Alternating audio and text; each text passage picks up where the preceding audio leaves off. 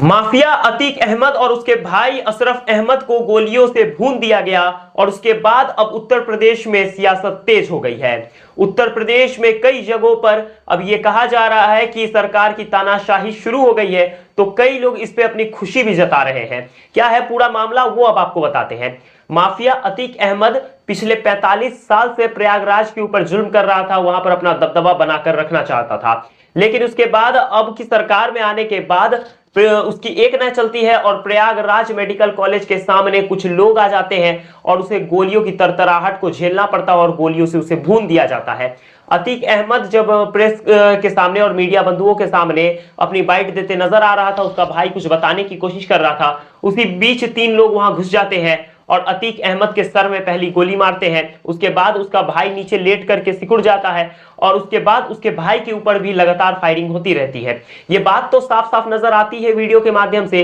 कि वो लोग बिल्कुल निशाना साध के आए थे कि आज दोनों लोगों को खत्म कर देना है। अतीक अहमद अपने बेटे के मौत के बाद काफी डरा हुआ था और हो सकता था कि जो लोग भी उसके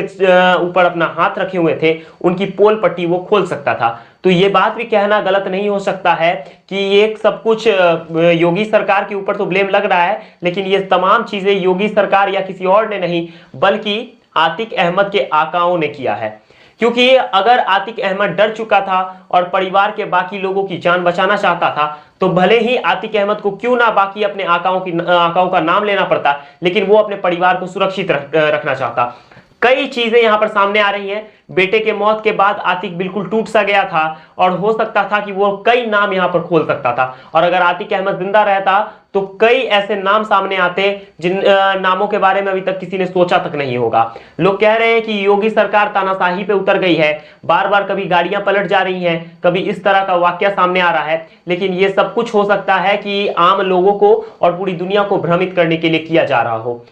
और उस समय जिस समय उसे गोलियों से भूना गया, वहां पर जो 3 युवक आते हैं वो जोर जोर से जय श्री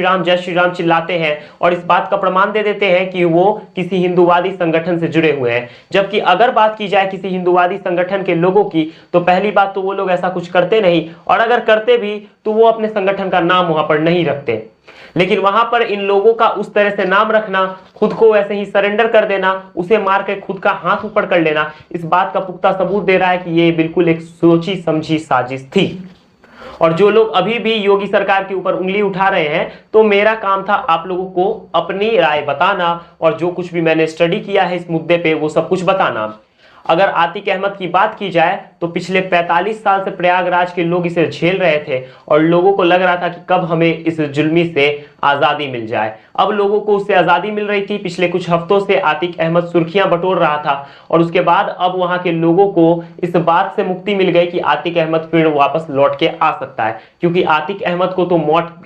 के घाट उतार दिया गया है और उतारने वाला कोई सरकारी अफसर या किसी भी तरीके का इनकाउंटर नहीं हुआ, बल्कि अतीक अहमद को किन्हीं अज्ञात युवकों द्वारा मार दिया गया। वहां पर 3 लोग आ जाते हैं, 3 युवक आते हैं, कोई बैग टांगे रहता है, कोई कुछ करता है, और अगर आज तक की माने तो वो लोग जय श्री राम कहते हैं और उसके बाद वहां पर नारे लगाते हैं कि जुल्मी का जो अंत होता है वो जुल्म से ही होता है, और इस तरीके का वो नारे लगाते नजर आते हैं। अतीक अहमद कई जुल्म कर रहा था लोगों के ऊपर और अब जाकर अतीक अहमद का जुल्म वहां पर खत्म हुआ है। अब अतीक अहमद के मुद्दे पर आपका क्या सोचना है, कमेंट सेक्शन में अपनी राय देना ना भूले। और अगर आप भी सोचते हैं कि ये सब कुछ किया कराया योगी सरकार का है, तो ये भी कमेंट सेक्शन में जरूर बताएं। बाकी इस वीडियो को देखने के लिए तमाम लोगों का बहुत बहुत धन्यवाद। जय हिंद।